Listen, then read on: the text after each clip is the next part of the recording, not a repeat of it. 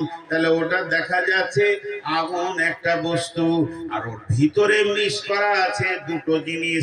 একটা হলো ধাওয়া শক্তি, উষ্ণতার ধাওয়া শক্তিটা আগুনের ভিতরে আছে, পৃথিবী কারোর ভিতরে নাই।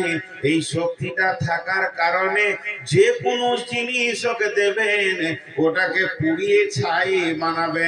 আগুন ছাড়া কেউ পোড়াতে পারে না, ছাই বানাতে পারে না। তা আগুনের ভিতরে একটা ক্ষমতা লুকানো আছে, সেটা হলো পুড়িয়ে ছাই করে দেওয়া।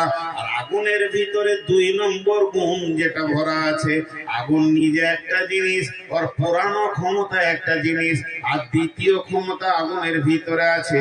এই যে প্যান্ডেলের ভিতরে আঁধার ছিল, আঁধারকে ঠেলে সরিয়ে দিয়ে আলো করে দিয়েছে।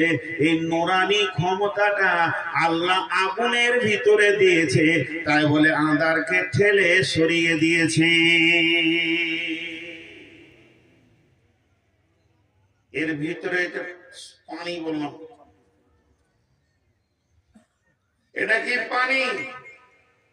যখনই মুখে দিবেন তখন দুজন কথা বলবে আপনার সঙ্গে। চা পাতিটা কষ্টা বলবে আমি আছি, চিনি বলবে আমি আছি, বাহ্যিক এটা পানি। তো আগুন একটা বস্তু, আঙুলটা ভরে দিলে দুটো কথা বলবে, বলবে আমি পোড়াচ্ছি তোকে, আর আঁধারকে আলো করছি। এই দুটা জিনিস জ্বালানোর পর বলবে। কিন্তু এইগুলো বের করে আলাদা করার ক্ষমতা কার আছে? আল্লাহ। এই তিনটেকে আলাদা আলাদা করার ক্ষমতা কার আছে? আপনারা বলেন আল্লাহর আছে। আল্লাহ করে দেখিয়েছেন। কোথায় দেখিয়েছেন? বিসমিল্লাহির রহমানির রহিম। ইয়া নারু কুনি বারদাও ওয়া সালামান আলা ইব্রাহিম।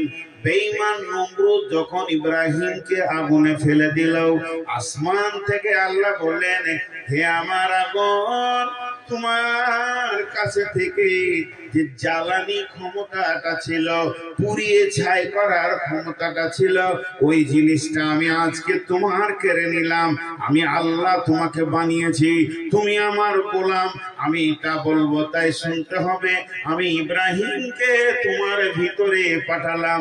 ফেরাউন নমরুদ বেঈমান ভরে দিল, তুমি সব করবে, তুমি জ্বলবে, তুমি কাঠ পোড়াবে, সবকে পুড়িয়ে ছাই করবে। পার্টিকুলার একটা নাম কোরআনে এসেছে, সালামান আলা ইব্রাহিম, আমার ইব্রাহিমকে